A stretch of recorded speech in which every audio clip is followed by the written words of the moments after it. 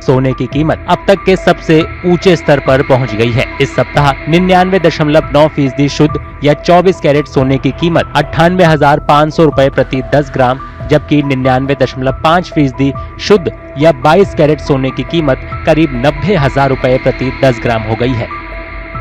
सोने की कीमत में अभूतपूर्व बढ़ोतरी से मध्यम और छोटे गहना व्यापारी परेशान हैं। कई लोगों ने 20% से ज्यादा नुकसान होने का दावा किया है। ചെറിയ ജ്വല്ലേഴ്സ് മീഡിയം ജ്വല്ലേഴ്സിന് ചെറിയ ജ്വല്ലേഴ്സിനായിരിക്കും ബാധിക്കുന്നത്. അവിടെ ബിസിനസ്സാണ് ഏറ്റവും കൂടെ പോകുന്നത്. ഇപ്പം കാലക്രമേണ ഇപ്പം മാളൊക്കെ വന്നു. ഇപ്പം എല്ലാം ആരും കൊച്ചു കടയിൽ പോകണില്ല, എല്ലാം മാളിൽ പോകുന്നു.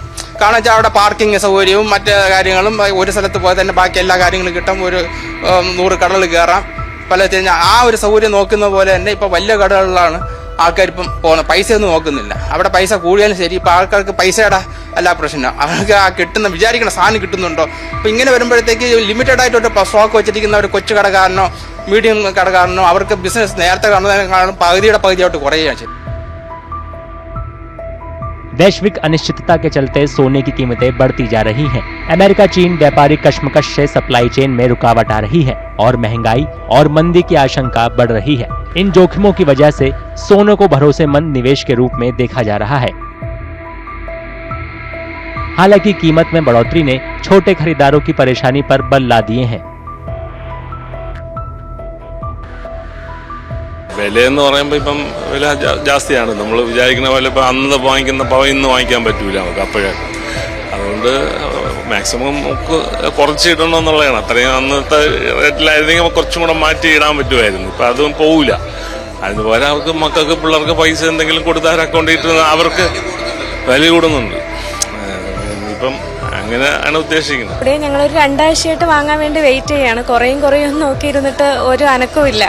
അങ്ങനെ ഞങ്ങൾ പിന്നെ ഇന്ന് ഇറങ്ങാമെന്ന് വിചാരിച്ചത്. അപ്പോൾ ഞങ്ങൾ പ്രതീക്ഷിച്ചിൻ്റെ അത്രയും വാങ്ങാൻ പറ്റുന്നില്ല. കുറച്ചൊക്കെ അഡ്ജസ്റ്റ് ചെയ്തൊക്കെ.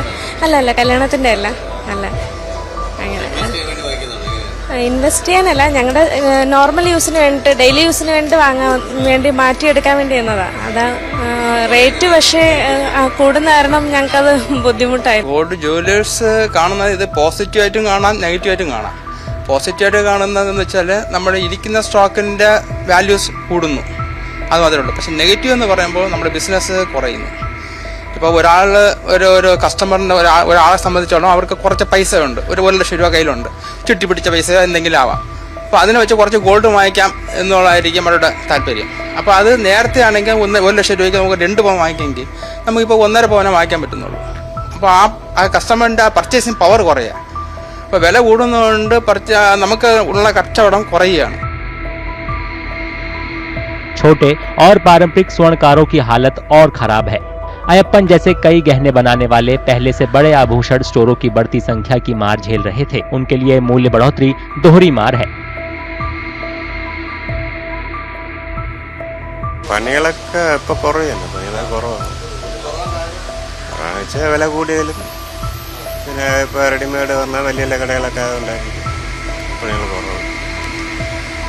ഇപ്പോൾ നമ്മളെ ആൾക്കാർ പണിയൊക്കെ അത് തീരെ കുറവാണ്. ഇപ്പോൾ ഒരുപാട് വേറെ പണിക്കാണ് പോകുന്നത്.